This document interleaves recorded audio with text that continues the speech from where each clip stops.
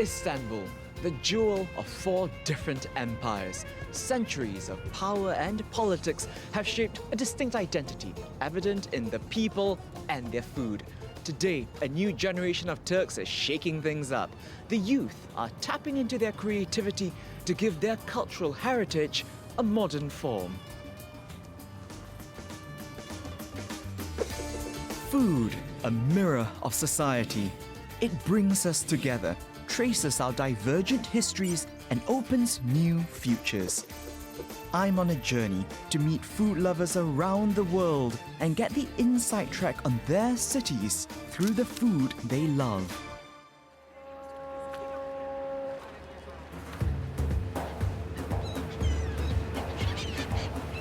Istanbul may be one of the oldest continually inhabited cities around, but its face is young. 14 million people live in this buzzing city. Half of them are under the age of 30. Food is a major source of employment. It powers 25% of the workforce, helping many build careers on Turkey's rich culinary tradition.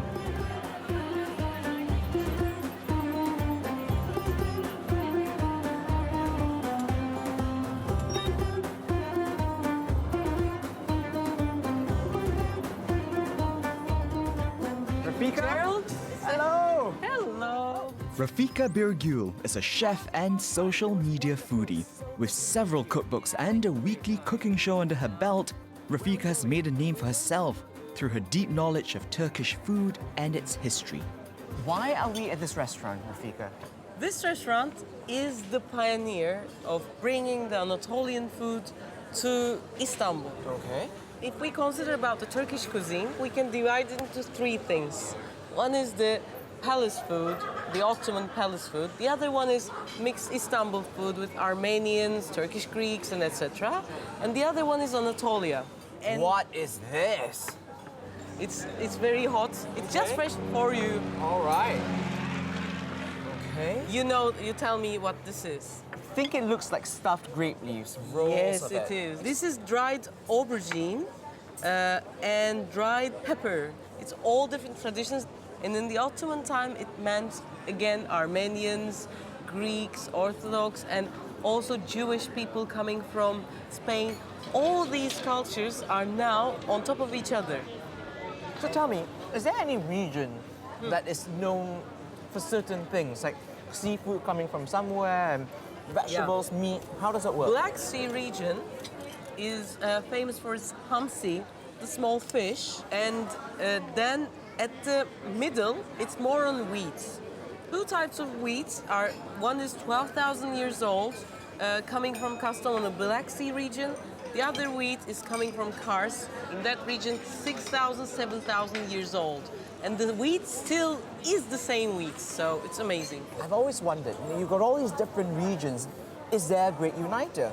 We have simit. Simit is a bread which is actually born in the Süleyman the Magnificent time, where a pasha made it inside the palace. Then what happened is people liked it so much, then first the palace, then in Istanbul, then in all Anatolia, it started to spread.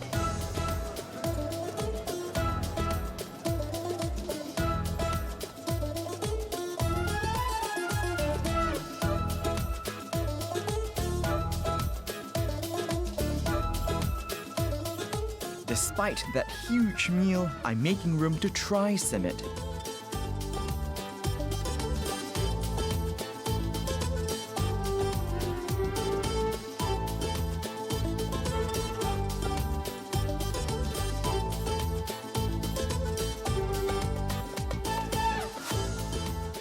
And after a taste, I want to learn how it's made.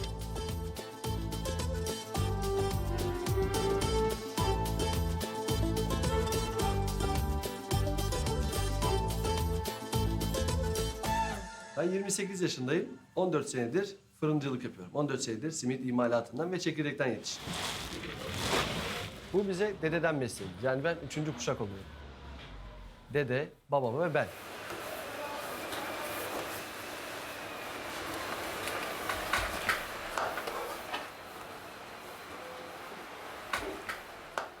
Sabah 5'te de bir simide başlıyoruz. Simidin yoğrulması, çekilmesi ve burada susamlanması ve pişirilmesi şeklinde.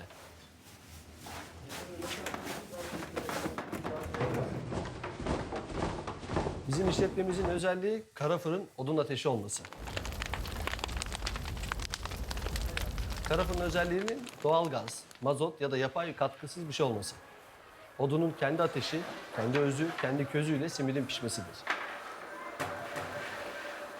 Simit en güzel, lezzetli bir şekilde simit fırından çıktıktan 10 dakika sonra yenir. Çünkü niye? Hem hamur özelliğini çeker, sıcak sıcak yenmez, yani mideye oturur. Hamur dinlenmiş olur, özünü almış olur, hafif çıtırlığını kazanır. Sıcak simit o zaman yenir.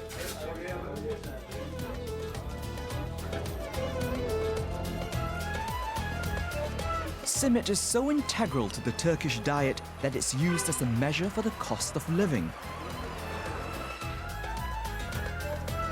The ubiquity and popularity of foods such as simit and baklava have turned them into something of a national dish and symbol of Turkish pride.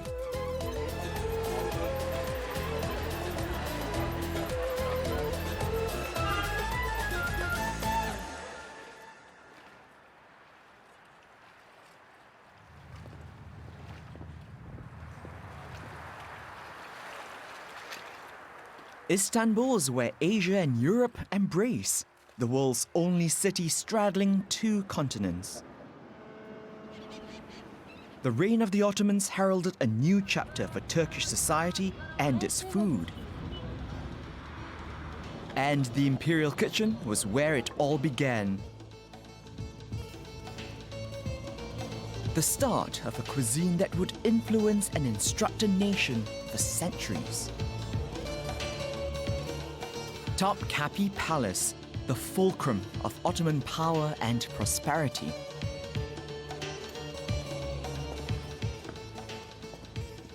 This is where the magic happens. The palace kitchen.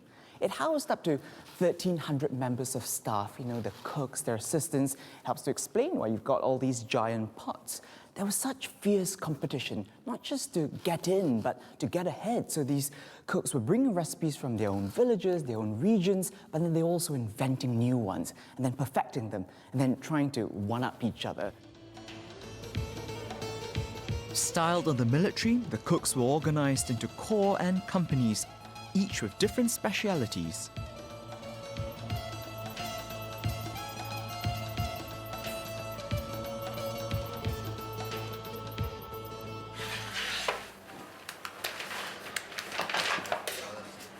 Meanwhile, outside castle walls, people were absorbing palace cuisine into their own cooking styles, creating new customs that continue to evolve.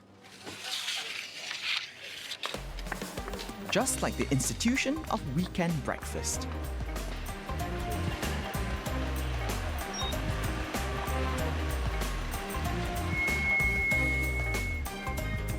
Meet Karhan and Lisa Karakayun. This young couple has transformed their passion for cuisine and culture into a successful enterprise. They run food tours for visitors to Istanbul and are going to explain the traditional Turkish breakfast to me. Anne iki tane çok açık.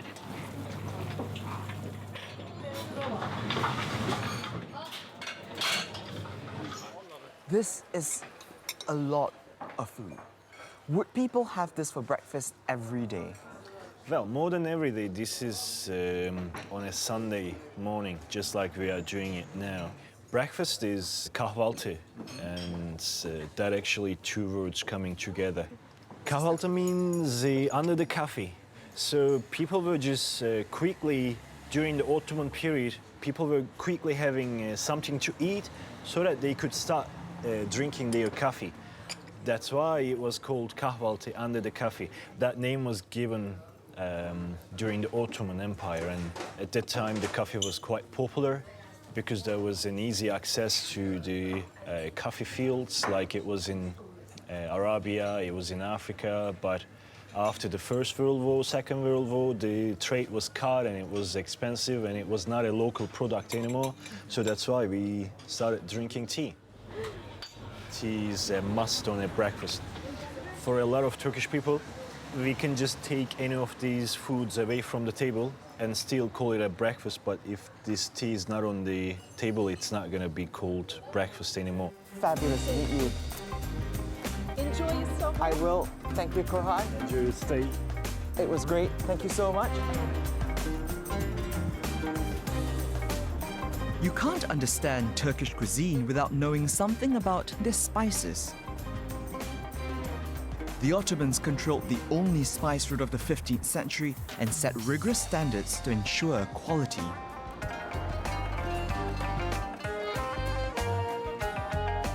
Today, experts in spices such as Kadir Kasikci continue to hand down their wisdom to the younger generations. So what are some of the spices that you sell here? Dükkanda en çok satılan baharat pul biber. Çünkü pul biberin yağlısı var, yağsızı var, tatlısı var, orta acılısı var. Ama insanlar daha çok buraya dertlerine deva, hastalıklarına şifa olsun diye karışımlar yaptırmaya geliyor. Yani macun diyorum. Balın içine çeşitli baharatlar katarak bugün de birkaç sefer yeniyor. Bağışıklık sistemi için, ne bileyim çeşitli dertler için kullanılabiliyor. Whenever I think of Turkish cuisine, I think of sumac. Türkiye'de yetişen tek çeşit sumak var. Tane şeklinde bu. Dolmalara konur özellikle. Ayrıca bazı yemeklerin içine. Now, usually when I think of sumac, I think of it as a powder. It's ground. Tozu da şu. Ah, of course, right here. Hatta test edebilirsiniz. Yiyebilirsiniz. Eat. Eat, okay. Almost like a flower. Sour, very lemony, very fragrant. What dishes do you cook with sumac? Salatalara ve kebaplarda kuru soğanın üzerine. Ayrıca kuru soğan salatası da gibi bir şey de yapılıp o şekilde de yenebilir. Who are some of your customers? Bütün herkes, bütün aileler kullanır bunu. Yani bütün Türkiye aileleri kullanır. Ama restoranlar daha çok alır. Wonderful shop. Thank you. Bye-bye. After my visit to the palace and spice shop, I want to learn a bit more about Ottoman cuisine.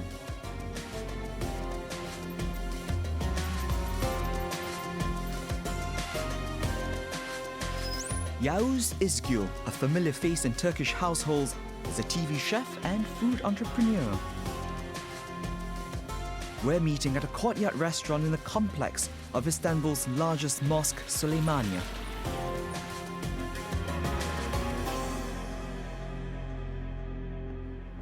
Hello. Welcome. How do you do? Very well, very well. This is a traditional Turkish kiss, you know. We kiss on two cheeks. It's very good to meet you. Have a seat, please. Thank you.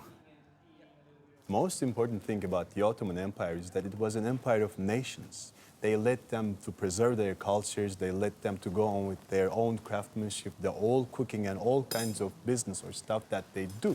The Jews kept what they were doing. The Armenians kept, the Romans kept what they were doing. So this brought up the Ottoman Empire with a colorful and rich cuisine. This one, called the Sultan's Delight internationally, but its Turkish name is Hünkar Beğendi. It looks quite heavy to me. Was Ottoman cuisine healthy? We know that the Ottoman sultans and the Ottoman residents were quite strong and built up.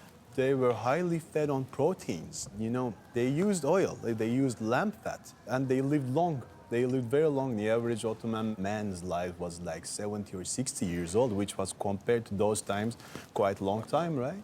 The Ottoman Empire was one of the very first sort of governments, so to speak, to actually pass laws on the freshness of food. Quite important in the Ottoman cuisine was that it was seasonal because it's full of meat and full of protein. And before the 18th century, I should say, there were no tomato or potato in the Ottoman cuisine. What was coming to your plate belonged to that season. That's important. And still, in the Turkish, traditional Turkish cuisine, the same thing goes on. It's an important thing. From the palace to the people, the Ottoman legacy lives on, inspiring a new generation of chefs like Yavuz as they capture and re-envision Turkish cooking.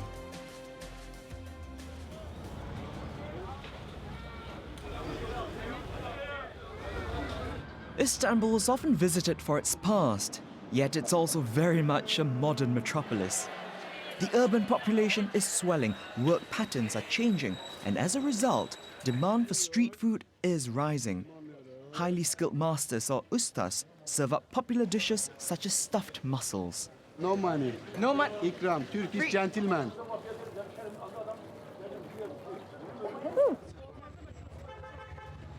There's döner, a meal on the go which traces its roots to the early farmers who ate meats cooked over campfires. A popular local brew is pickle juice, the tart brine used to cure vegetables. It's not a milkshake, I'll tell you that. It's regarded as a health drink, which detoxes and aids digestion. Okay. Yes, thank you. And to sweeten the palate, dondurma, Turkish ice cream. Its elastic consistency comes from salep, a flower made from the tubers of wild orchids, so endangered that Turkey forbids its export. Thank you. Food and drink in Turkey is a $140 billion industry. And young entrepreneurs are showing they can still offer something different. Turkish friends have recommended I try a new delivery service that's making waves.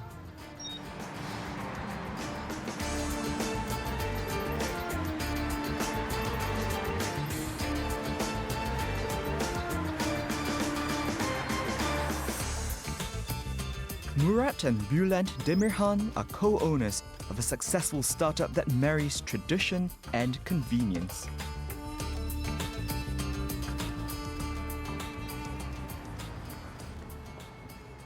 Our objective is to provide delicious Turkish food. This is, Turkish meatball with some vegetables here. Kofta. Köfte, yes. This is our signature, one of signature dishes. Sarma or dolma. We were struggling to find this kind of food. Basically, this food is the main food which is eaten in the houses. Our mothers cook this food, and we eat, as Turkish people, this food since our childhood. Some of the food it takes hours to cook. And also, you can't cook it for one plate, usually. It has to be a big portion, yeah? What happens is the local restaurants cook it in pans, and they try to sell it out through the noon time. And when they finish with it, they close the restaurant and they go away. Right, so you're professionals and hungry at 5 p.m. Trying to figure out how you can get some of your mama's cooking. Now there are lots of issues around it. You need to pack it, but it shouldn't leak. And it's not only the taste. It's not only filling your stomach. It should look nice also. In most Western countries, people don't have time to cook almost. And here, the cooking you say traditionally is done by women in homes. How is that changing now? It's changing quite fast. Women are working now. They don't have time to cook. Let's say a couple with 2 children, they don't have time for, dinner. They say, okay, that's a good alternative to fast food because it's healthy, in delivery terms, it's fast, it's convenient. So that, okay, why do I need to order every day hamburgers, pizza, or that kind of food? The number of consumers which will be demanding this service will increase in time. That's what we see. If you don't put your love, your emotions, your positive energy into your food, it's not gonna be a tasteful meal. So what are your expansion plans? In 2017, we are planning to expand out of Turkey because already we have a lot of interest from Middle East countries, from Eastern Europe, and also from North America. I will look forward to it. I'm a huge fan of Turkish food. Thank you very much. Thank you. Really, really. Yeah, thank you. Thank you so much.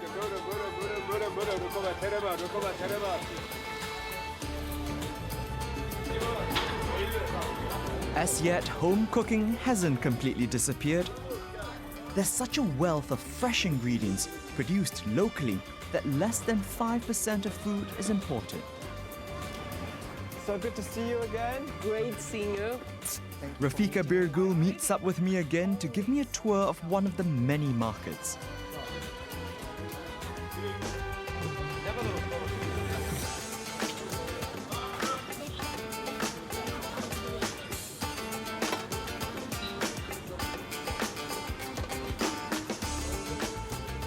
The great thing about living and cooking in Istanbul is you eat the fish that is caught this morning. This is hamsi. It's like in the Black Sea region of Turkey. It's like the bread of the people who live there. The gills show how fresh the fish is. Like a day later, it's going to be pinkish, not so red. So it's an outward show off of how fresh our fish are. Wonderful. My favorite.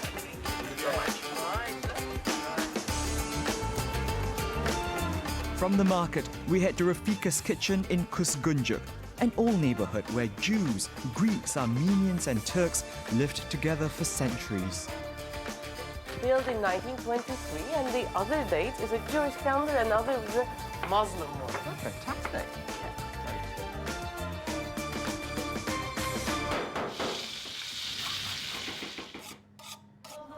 In a Turkish kitchen, what would any home cook have? One is, of course, butter, some from the Aegean side, olive oil, and then pepper paste and tomato paste is something we all have in our kitchens.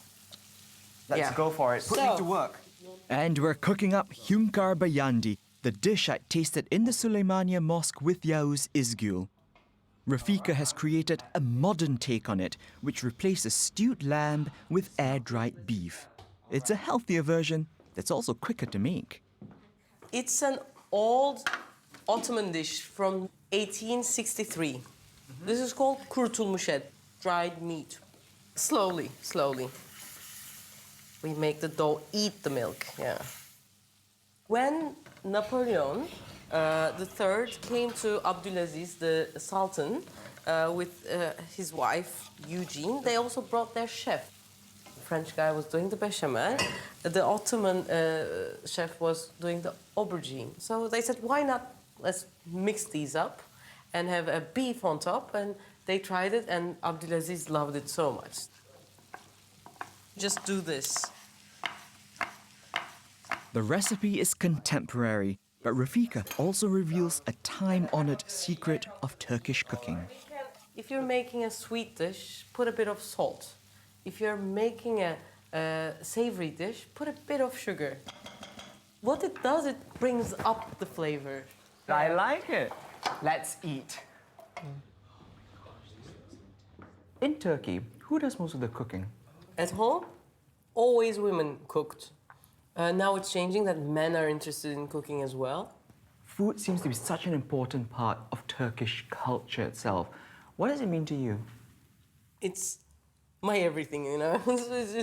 I cannot tell my emotions really well, but through food, for example, through the food I cook, I feel it easier for myself to tell emotions. So for me, cooking is a channel for my ideas, for my world vision to get embodied.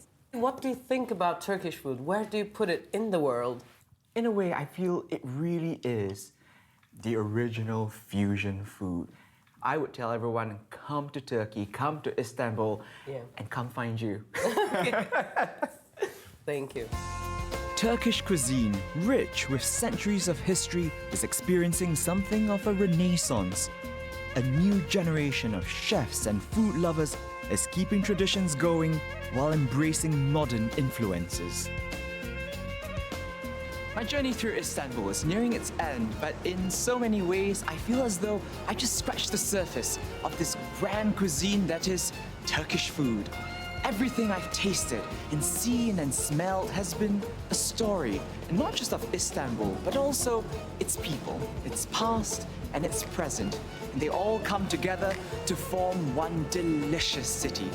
Until next time, or as they say in Turkish, görüşürüz.